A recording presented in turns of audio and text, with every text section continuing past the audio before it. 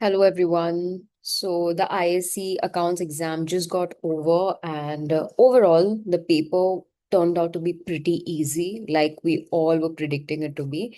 So, let's go ahead and discuss the questions, and I'll give you the answers of all the questions, and you can assess as to how you have actually performed in your paper.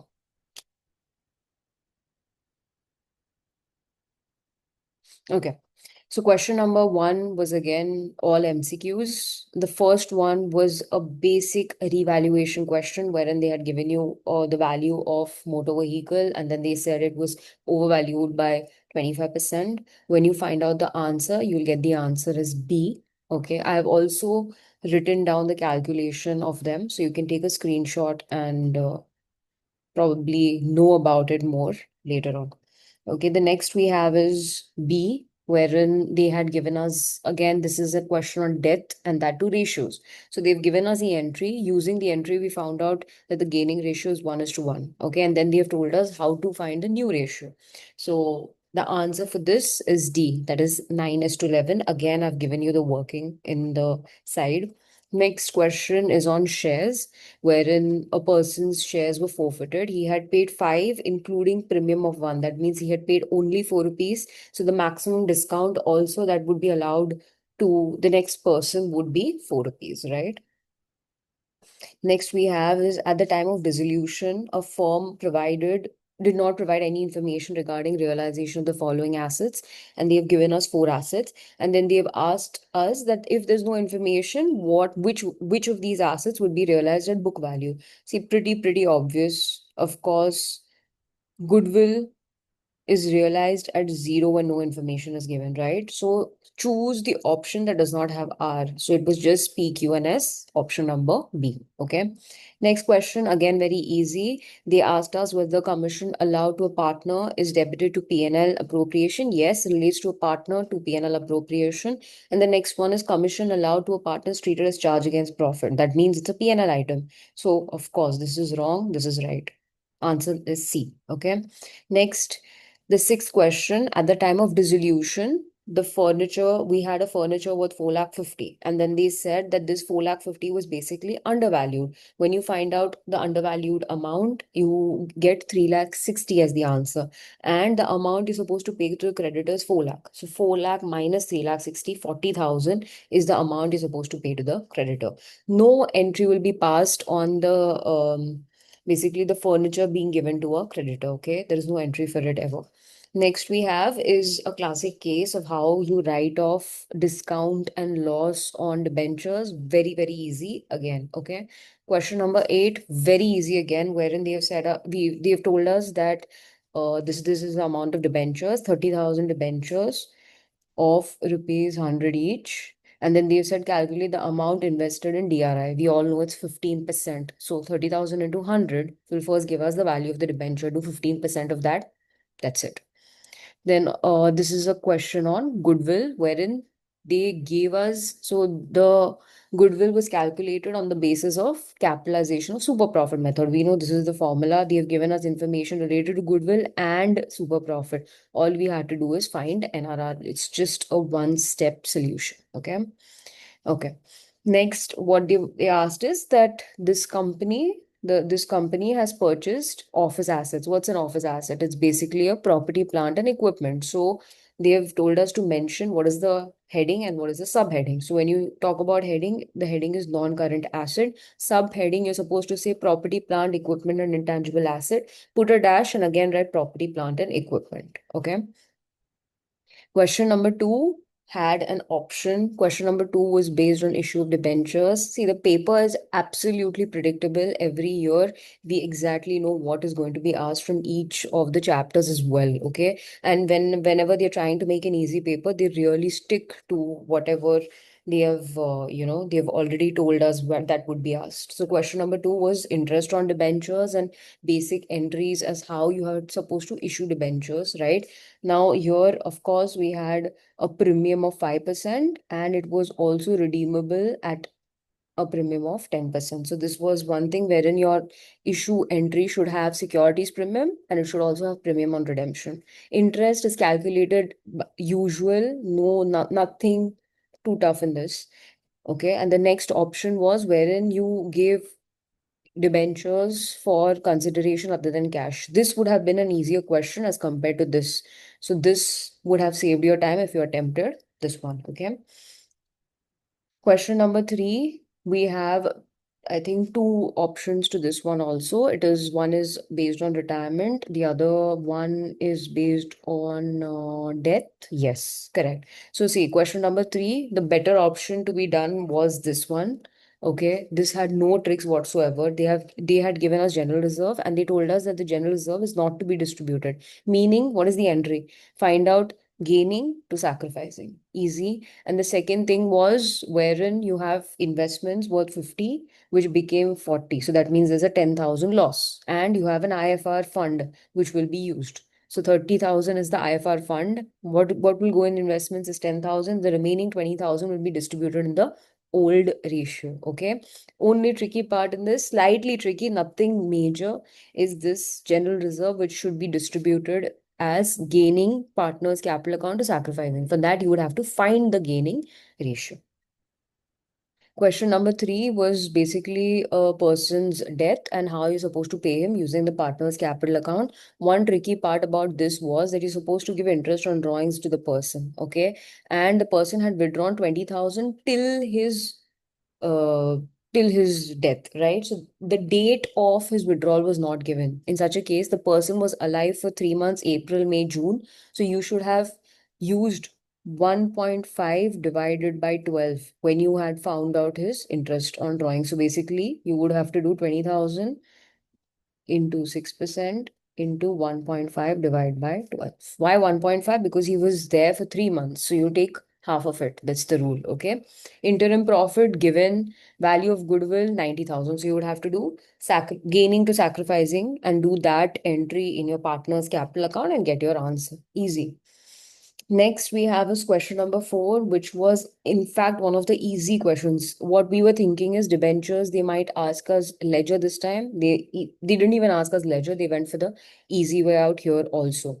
You had to write the entry to make DRI, and then you would have to write the entry as to when you redeem the debentures, and also you would have to reverse the DRI. Okay, when you are reversing the DRI, the only thing you would have to consider is the 6% interest part. Okay, that is one extra element that they've added here. Okay, next we had goodwill, and in goodwill, they had asked 3 years weighted average profit. Very easy method. They've given us the profits. There are no adjustments. You just have to assign 1, 2, 3, find out the multiplication effect, divide that by the weights, and then you'll get your answer for the weighted average profit. Then you do goodwill into number of years purchase, something we all know.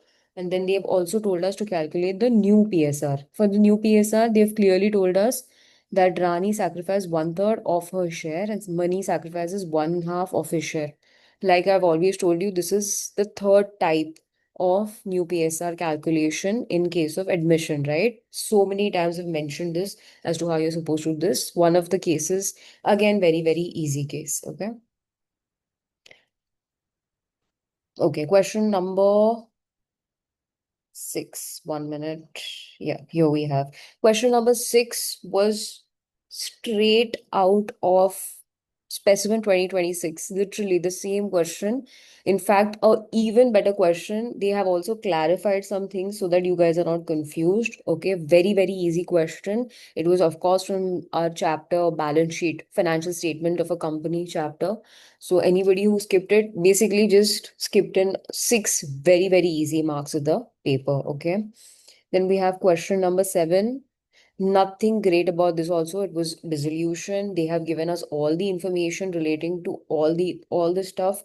Samir's loan is something you should not have put in the realization account. We know that. Then they told us Samir took over closing stock for settlement of his loan. Debtors of 15,000 proved bad. That means when you're realizing debtor, 15,000 should not have been paid. So you might have to write 70,000 minus 15, that is 55. Land and building at 25%, Samir paid realization expenses. So in the realization account, you would have to write to Samir's capital 15,000.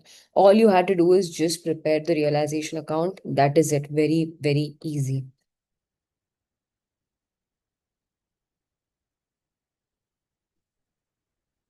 Question number 8. Question number 8 was admission. Again, two options. Out of both these options, I think the first one was easier because the first one did not even have capital adjustment. It was just a basic sum wherein you had to do reval.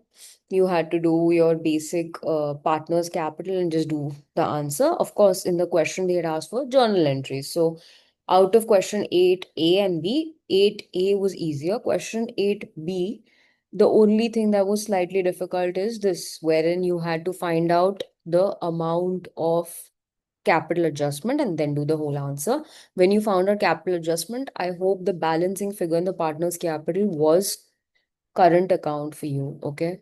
That is one thing you should have made sure that you did right. Okay.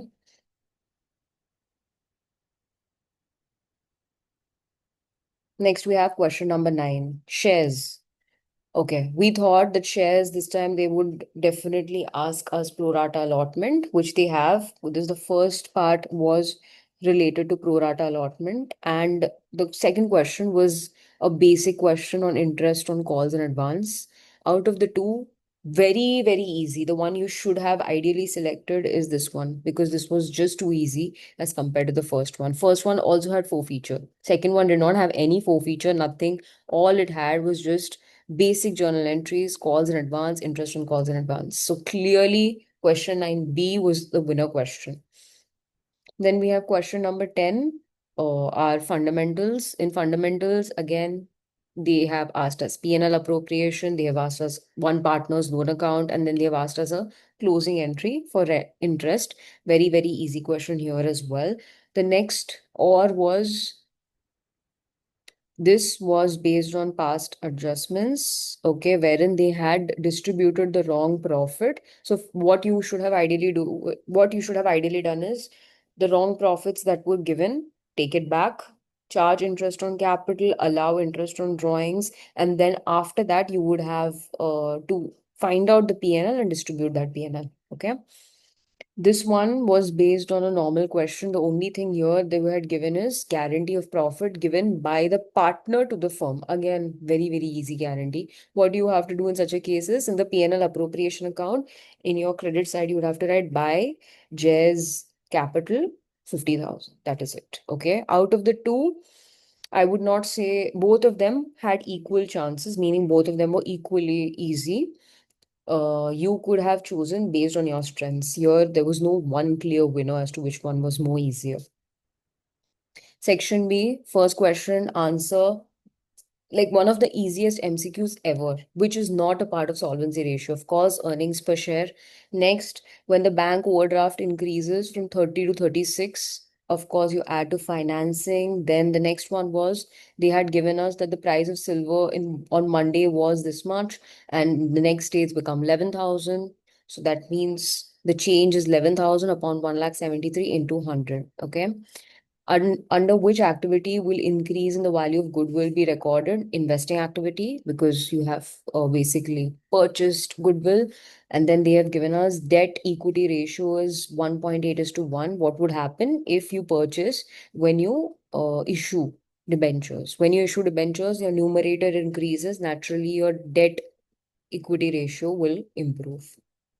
Next, question number 12, prepare a common size balance sheet of Robot Limited. Only thing that was like something like not even tricky. Only thing that was different is that in asset side, they'd given us all the items. In the liability side, if you see the total of asset side comes to be 20 lakh, whereas the total of the liability side is only 14 lakh. Why? You would have to check because your non-current liability was missing. So non-current liability was 6 lakh. You would have to make the balance sheet and then find out the percentage. What was the balance sheet total? 20 lakh. So taking 20 lakh as the base, find out all the percentage.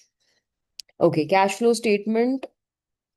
Most of it was easy, nothing new. We already know we have to make some accounts, find out the answer. Everything was easy. When you had to make plant and machinery account, the balancing figure in this question was depreciation. Okay, that was the only different part. Something which we already have done a couple of times, even in our textbook, it's mentioned. Okay. The next is here in the option of cash flow statement. The first one was wherein you have to find out cash flow from operating. In order to find out cash flow from operating, you would have to make the provision for tax account, find out the balancing figure, use those balancing figures in order to calculate net profit before tax. That was one thing. Other than that, a basic format. B part was wherein you had to find out the cash and bank account balance. This was the easiest of all of them. Okay. So if I was a person who had lesser time, I would choose these two options in comparison to the bigger sum. But otherwise, both of them were quite easy. This was a bonus because this was very, very easy. They had given us the options of two activities. All we had to do is just combine it, find out investing, and then add all the three of them to the opening. That's it. Okay. Question number 14. Again, they had given us inventory turnover ratio, and then they expected us to find out closing inventory. So, inventory turnover ratio is cost of RFO upon average inventory. You find out cost of RFO using revenue from operation and GP. Once you do that, you get the answer of average inventory using this formula, correct? And once you have average inventory, naturally you will be able to find closing inventory.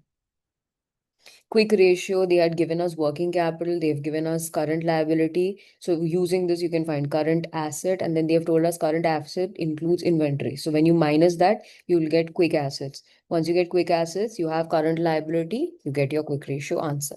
Interest coverage ratio, every year question, right? We all know how to do this. They have given us profit before tax already. What you have to do is just add the interest amount, okay, and then divide it with the interest. Profit before interest and tax upon interest. Okay. And then finally, how to find out net profit ratio.